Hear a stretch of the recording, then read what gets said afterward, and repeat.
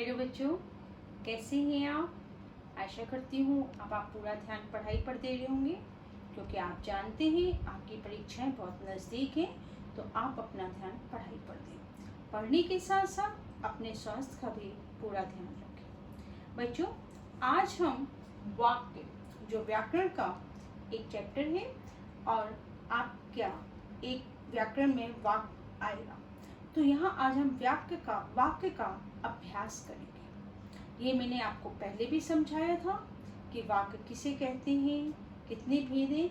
आज इसका पुनः अभ्यास करेंगे। सो बच्चों, अभ्यास करने से पहले हर बार की तरह आप मेरे YouTube चैनल को लाइक और सब्सक्राइब करना ना भूलें। तो बच्चों, सबसे पहले जानते हैं वाक्य किसे कहते हैं। अब हम इसका रिवीजन कर रहे हैं, अभ्यास कर रहे हैं। तो हम अभ्यास में कई बार उतर जाता है कि हम किसको कहते हैं, दिमाग से उतर जाता है। तो उसी का हम रिवीजन करते हुए बता रहे हैं आपको कि वाक्य कहते हैं सार्थक शब्दों के समूह को हम वाक्य कहते हैं। सार्थक शब्द कौन से होते हैं? जिन शब्दों का अर्थ निकलता हो उसको हम वाक्य कहते हैं। तो सार्थक शब्दों के समूह को वाक्य कहते हैं।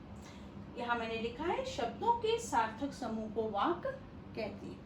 वाक्य के दो भेद होते हैं, एक होता है रचना के आधार पर, दूसरा होता है अर्थ के आधार पर। वाक्य के दो भेद हैं। रचना के आधार पर जो वाक्य है वो आपके पाठ्यक्रम में है, अर्थ के आधार पर जो वाक्य है वो आपके पाठ्यक्रम में नहीं है। तो आप आज रचना के आधार पर जो वाक्य के भेद हैं वो ही आप पढ़ेंगे।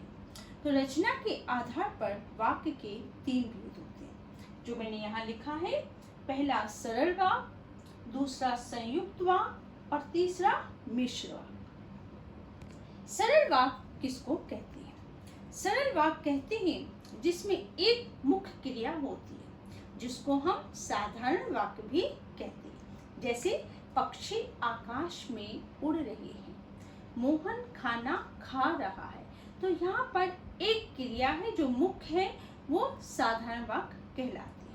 यहाँ पर एक ही क्रिया रहेगी जो मुख्य क्रिया रहेगी, साधारण वाक्य कहलाएगा। संयुक्त वाक्य कहते हैं कि संयुक्त का पहले आपको संयुक्त का अर्थ होता है जोड़ना, मतलब जुड़ जाना। दो सरल वाक्यों को जोड़कर जो वाक्य बनता है उसको हम संयुक्त वाक्य कहते हैं। दो सरल वाक्यों को जोड़ देते हैं हम और बीच में एक योजक शब्द लग जाता है।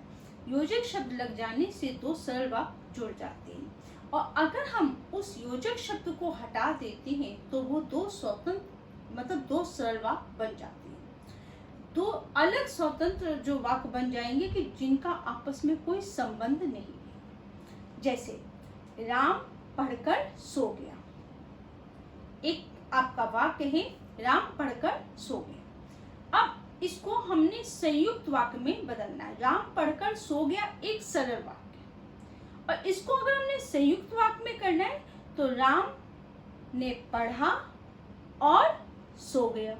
तो राम ने पढ़ा या राम पढ़ा या राम ने पढ़ा, तो राम ने पढ़ा तो राम ने पढ़ा एक वाक्य, और सो गया और हटा दो तो सो गया दूसरा वाक्य। और जब हमने इसको जोड़ा तो आपका अगर इसको हम सरल वाक्य में कन्वर्ट करते हैं तो राम पढ़कर सो गया।